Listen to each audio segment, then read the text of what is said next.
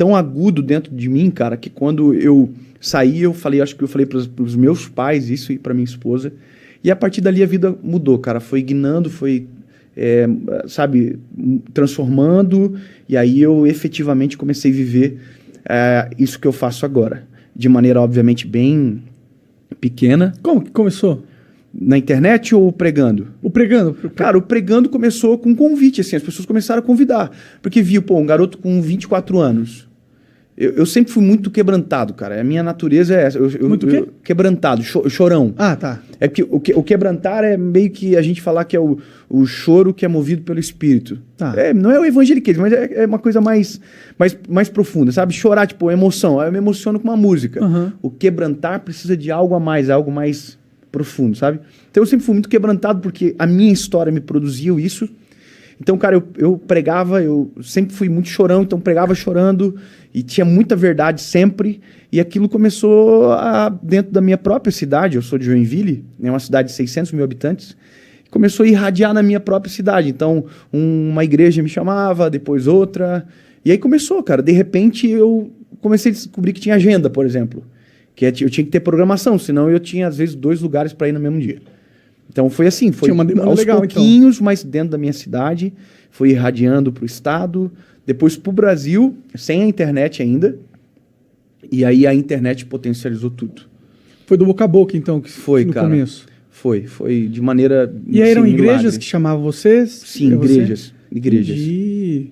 Mas você ganhava para ir nessas igrejas ou era algo que você fazia de graça? Cara, eu vou falar para vocês um negócio. Quando eu comecei, eu não sabia que existia oferta. A gente não fala cachê nesse meio, né? Uhum. Fala cachê quando é, por exemplo, um evento que a gente vai fazer num ambiente que não seja igreja. Claro, que é algo, por exemplo, profissional e tal, corporativo. Mas, por exemplo, quando eu recebi a primeira oferta, eu me lembro que o pastor me chamou e me deu um valor tipo de R$200. Cara, eu peguei aquilo na mão, assim, eu falei, pastor, mas por quê? Não, porque você veio aqui e tal, e a gente quer te abençoar. E aí, cara, eu me lembro que eu fui para casa chorando no carro com a minha esposa, porque era uma resposta de Deus para mim, para uma provisão que a gente precisava. Então eu não comecei por isso.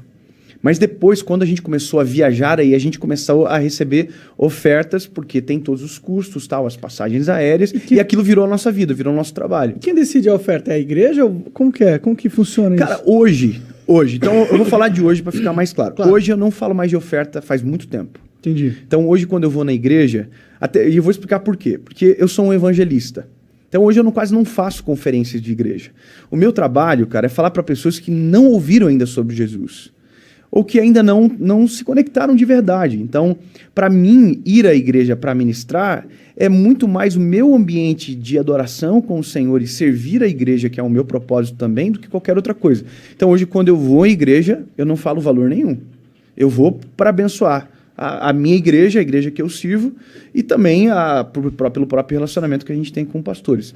Mas, normalmente, quem determina isso, cara, agora, olhando para o que existe hoje, normalmente é o pregador. Entendeu? Ou o ministro de louvor, tal, ele sabe mais ou menos qual que é a despesa dele, ele passa um valor e a igreja abençoa se quer também. Entendi, né? Porque assim, se eu quero te levar, esse é o valor que você pede, eu te levo, senão também não levo. Pode crer. Outro. Pode crer. Interessante, eu não sabia que isso existia. Eu também não sabia. Eu falo que eu não sabia e eu justifico por quê. Porque tem muita gente que começa pelas razões erradas algumas coisas. Então, eu não sabia jamais na minha vida que eu seria abençoado por falar daquilo que me transformou. Mas eu acho legal, né? Cria eu ia usar a palavra errada, mas cria uma dinâmica onde as pessoas são incentivadas a É que existe um pouco de polêmica em volta disso, sabe? Existe polêmica, por exemplo. Tem gente que vai falar de graça recebeis, de graça dá, né?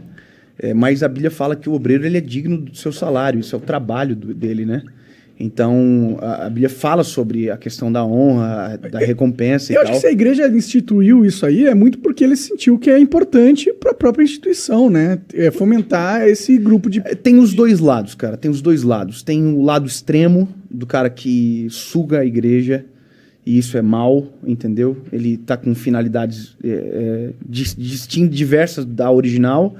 E tem o cara também lá da outra ponta, cara, que ele também daí sofre na mão de quem não é generoso, de quem não se preocupa com a família dele e tal. Então são dois extremos. Então o equilíbrio eu acho extremamente saudável. O problema é que às vezes só vai para os extremos, por isso que gera polêmica também, sabe? Entendi. Bom, e tu tem outras fontes de renda, por exemplo, você escreve, né? Tu Sim. é um... Hoje em dia, eu imagino que... Tu evangeliza, assim, quando você diz que tem vezes que você não vai evangelizar ou falar de Jesus numa igreja, você vai falar para quem não conhece e tal. Geralmente esse cara não tá dentro da igreja. Onde é que esse cara tá? Cara, então, esse foi a bênção da internet. A internet, você entra em todos os lugares, em qualquer lugar, na verdade, né? E te dá acesso a essas pessoas. Quando você faz um evento, por exemplo, que é o que a gente faz, a gente tem uma turnê chamada O Melhor Dia da Minha Vida. A gente, por exemplo, fez o Espaço das Américas aqui em São Paulo. É um lugar que é neutro. Então, um cara que às vezes ele tem um pouco de preconceito com a igreja, mas ele quer ouvir sobre Jesus, porque ele sabe que ele precisa de algo,